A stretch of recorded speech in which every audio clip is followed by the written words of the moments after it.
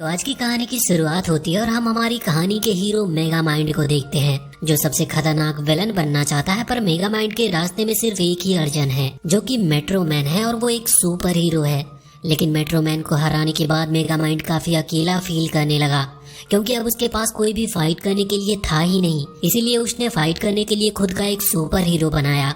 पर ये mega mind की सबसे बड़ी गलती होती है, क्योंकि वो हीरो एक विलन बन जाता और पूरी सिटी को डिस्ट्रॉय करने वाला होता है, जिसकी वजह से मेगा माइंड को खुद ही उस हीरो को मारना पड़ा और वो पूरे मेट्रो सिटी को भी बचाता है। जिससे अब मेगा माइंड समझ चुका था कि उसकी किस्मत में खुद ही हीरो बनना लिखा है। इसीलिए अब मेगा माइंड खुद एक हीरो बन गया है। आगे हम एक फिश गैंग को देखते हैं, जो कि फिश पोर्ट में एक जैम से बनी फिश चुराने आए थे। पर तभी मेगा माइंड वहाँ पर आ जाता और उन चोरों को रोकने लगता है। लेकिन वो चोर एक फिश टैंक को तोड़कर उसमें से शार्क निकाल देते हैं, जो कि मेगा माइंड पर अटैक करने वाली थी। पर तभी वहाँ पर मेगा माइंड अपना एक डिवाइस निकालता है, जिससे वो उस शार्क को एक बॉक्स में बदल देता है। फिर वो एक लेजर से उन चोरों को पकड़ लेता है, पर उसकी एक गलती की वजह से वो चोर वापस से आजाद हो जाते हैं और वो चोर बाहर जाकर अपने टैंक में बैठ जाते हैं, जहाँ से वो मेगा माइंड पर अटैक करने लगते हैं। पर मेगा माइंड अपने दिमाग का यूज करता और उस शार्क वाले बॉक्स को उन चोरों के टैंक में ही डाल देता है, और पानी को छूते ही वो बॉक्स वापस से शार्क में बदल जाता है। जिससे अब वो चोर उस टैंक को बैलेंस नहीं कर पा रहे थे, जिसकी वजह से वो एक लेडी को टक्कर मारने वाले थे। पर मेगा माइंड अपने बाजू का यूज करता और उस टैंक को दूसरी तरफ टेलीपोर्ट कर देता है, जिससे मेगा माइंड ने उन चोरों को भी पकड़ लिया और उस लेडी को भी बचा लिया। पुलिस वाले मेगा माइंड की काफी तारीफ करते हैं, क्योंकि उसकी वजह से सिटी में अब काफी शांति है।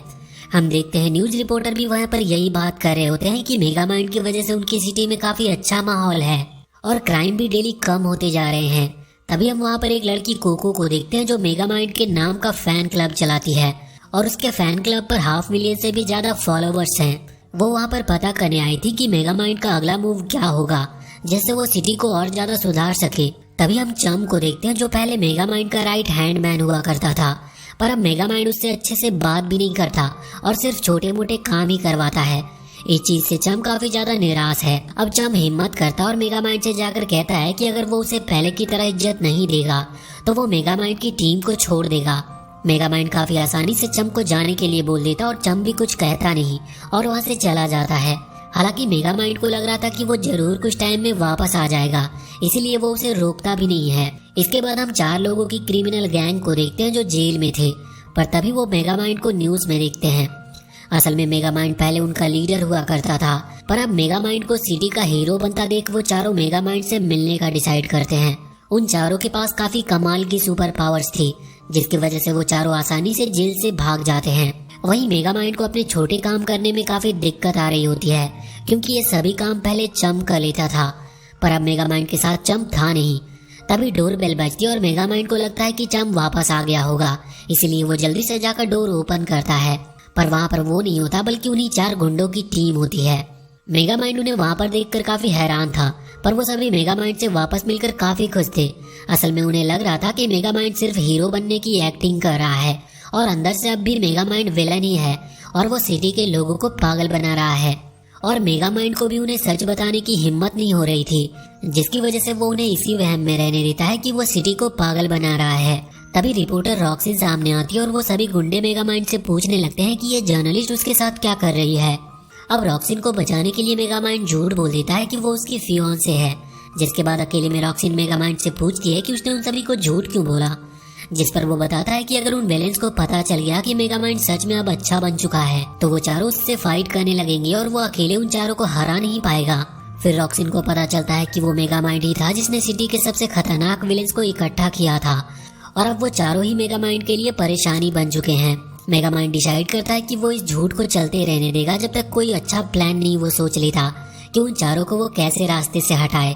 फिर हम देखते हैं कि वो चारों गुंडे सिटी में जाकर क्राइम्स करने का डिसाइड करते हैं, क्योंकि वो पिछले काफी टाइम से जेल में थे और वो सभी सिटी में तबाही मचाना मिस कर रहे थे।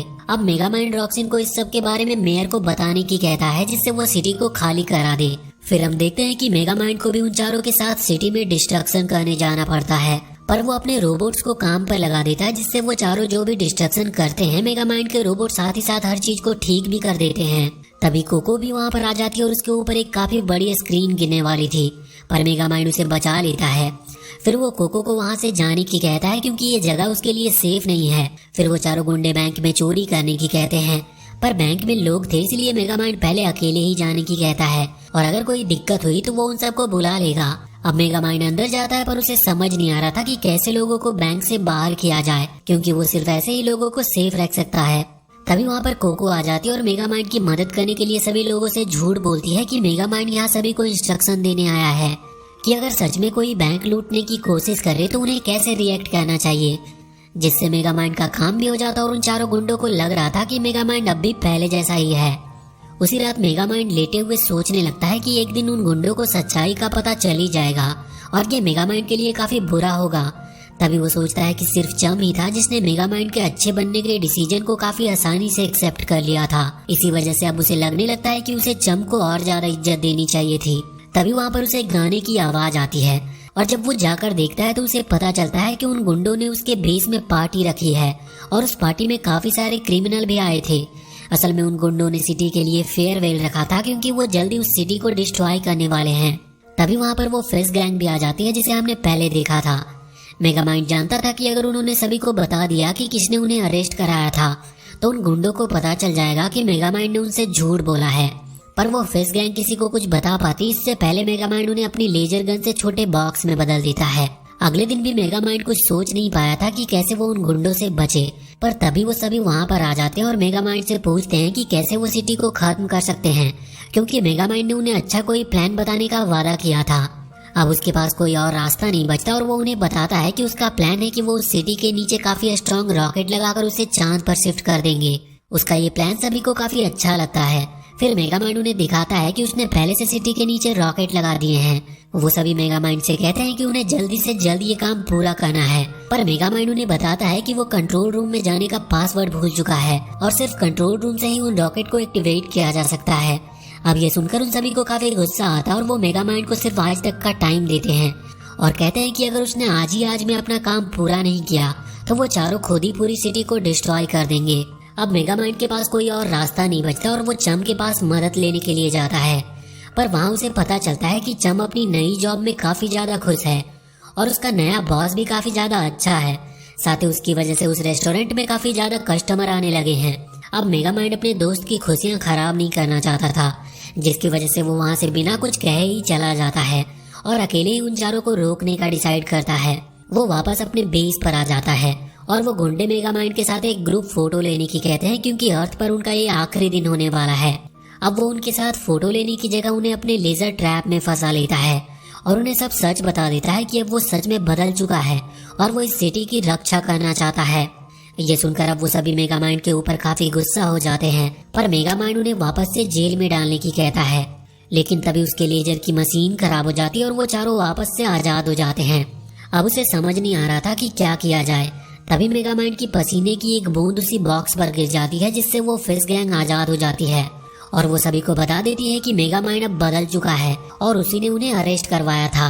वो चारों मेगामाइंड पर अटैक करने लगते हैं और मेगामाइंड काफी मुश्किल से उनसे बच पा रहा था।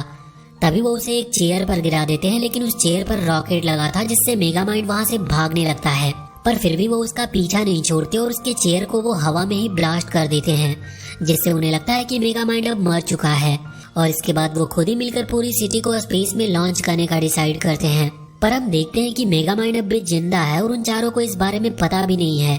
तभी रॉक्सिन और कोको मेगामाइंड के पास आते हैं और वो उन्हें बताता है कि अब वो हार मान चुका है, क्योंकि उसे पता है कि वो कभी भी उन चारों को हरा नहीं सकता।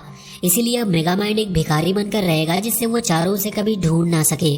पर रॉक्सिन उसे समझाती है कि चम की मदद से वो उन चारों को हरा सकता है। अब वो भी अपने दोस्त चम से मदद लेने के लिए तैयार था, पर उसे पता नहीं था कि चम वहीं पर है और वो भी अपने दोस्त की मदद करने के लिए तैयार है। मेगामाइंड भी इस बार चम को एक दोस्त की तरह ट्रीट करता है।